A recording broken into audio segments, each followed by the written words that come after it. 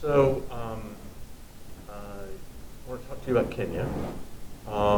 What what prompted you to take your first trip to Walking? It's a little convoluted, but I'd always wanted to go to the Dominican Republic. And my oldest was going on her last trip, and I said I would love to go, and she said, "Dad, I don't want you to go." And I decided that was fine. You know, it was her trip and didn't mean me along. And right about that time, David was starting to talk about, Reverend Zioka was starting to talk about, his trips to Africa. I'd known David since he, was in seminary. And John Hall and I started talking. And I hate to say it this way, but we kind of dared each other and said, if you do it, I'll do it. And of course, John, a dermatologist, has a great use there.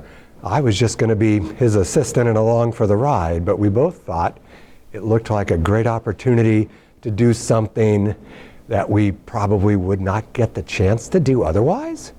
So that's pretty much where it started.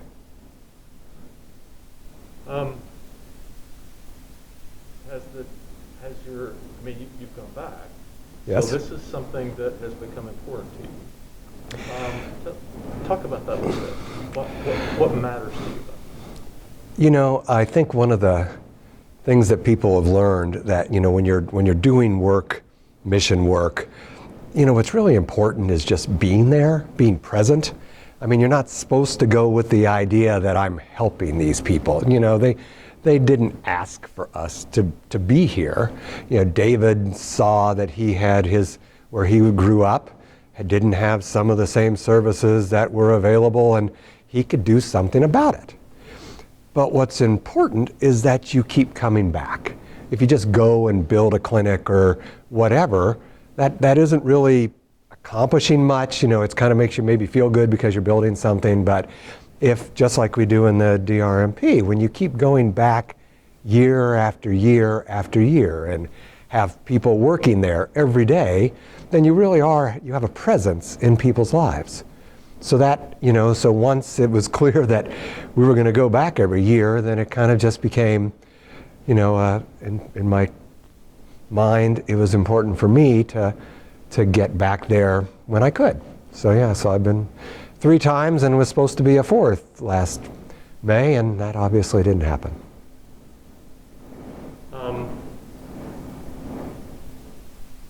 Has this impacted your faith in any way? And if so, do you have language for that? Can you talk about that at all? It's always interesting to try and look out, from the outside as to how you're reacting to things. I think one of the things we've all noticed is that these people have nothing. I mean, compared to us, they have absolutely nothing. And yet we go and celebrate church services with them in our church, and it's a joyous occasion, and people are crowding in there, and some of it, of course, is because we're there, but they have a crowd every week. But they still, praise the Lord and have trust in the Lord for what they do have. And that's what they celebrate. And just being able to kind of witness that kind of makes you feel like, well, we have every advantage here.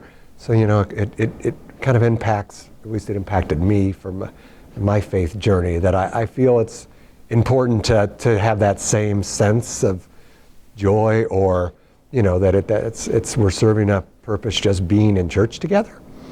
The other part of it is it's fabulous to see when we are there, the people that have sacrificed to spend their own money and spend their own time to go and do the work that we're doing.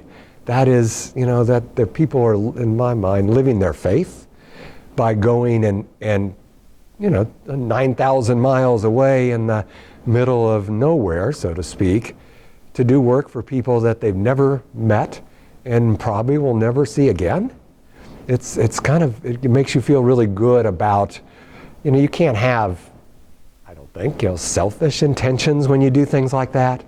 You just have to be doing it for, the love of your neighbor who, in this situation, somebody that you never probably would have known they were your neighbor before.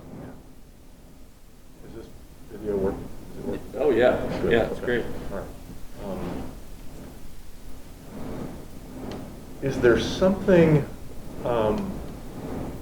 about the church there that you think the church here would benefit to know or to learn about?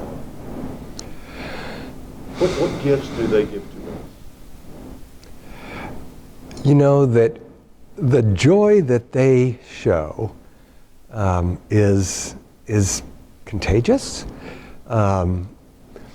It doesn't look very Presbyterian from where we are, but the singing and the dancing and the praying, you can feel it. And that's probably hard to do in our situation, and we're not used to doing it. We've gotten better doing it in Thwake Village because we're surrounded by people that if we were just sitting there, I think we'd feel strange and they would feel strange. So you join in.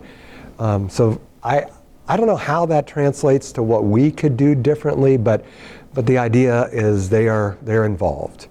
And we joke the fact that it's, a short service over there is 2 hours. And yet the time goes by, the kids are coming in and out. There's always, there's always something that you're looking at that you just say, wow, this is pretty neat. Tell us a story or a moment or a memory that sticks with you. Think about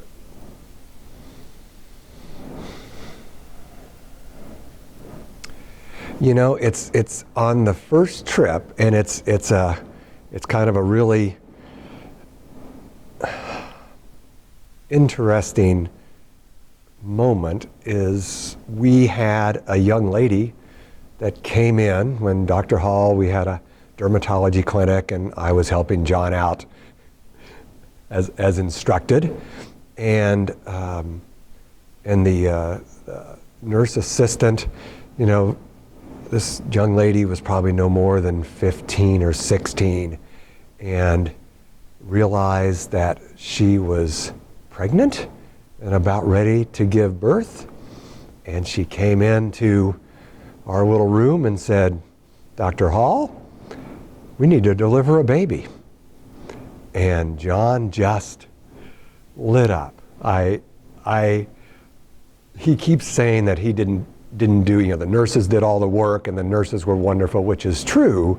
But he said, I hadn't delivered a baby since my, OBGYN rotation, in med school. And it was a unique experience and one that we've remembered forever.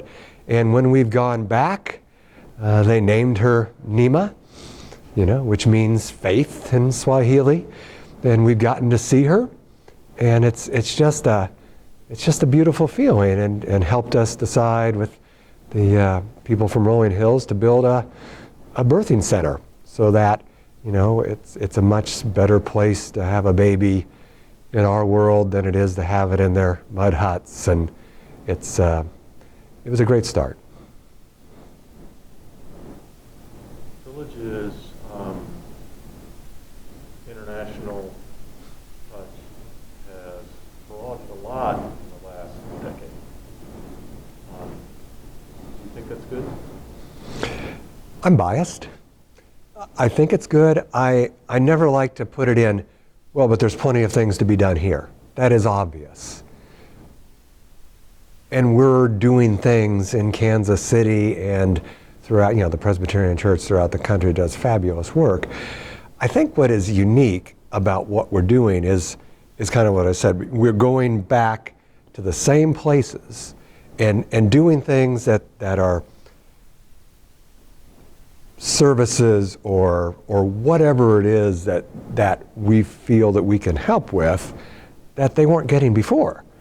And it's kind of, I don't want to, doesn't sound like it's come across the wrong way, but I firmly believe that if we were not doing this in Thwacke Village, they wouldn't have their own clinic, they wouldn't have their own church, they wouldn't have a girls' home, they wouldn't have, a well, which we hope that someday will work again, but none of that would have been accomplished. So yes, it's a very small part of the world, but when you can make a difference for a small part of the world, that's maybe about as good as you can get. We can't solve everything, but if you can help maybe make life a little easier, a little better, and keep doing it, and I think that's a good goal. What's something about this experience you would want to tell that I haven't asked about? We need more people, honestly, to be interested in what's going on.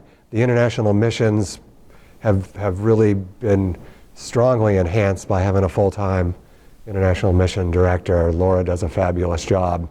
But, Thwacke, you really almost have to experience, you have to be there to kind of get an understanding of what it means. So it would be great to that, when we have, we had a village trip and we had 29 people and it was fabulous. And some of those people are still coming and helping us raise money.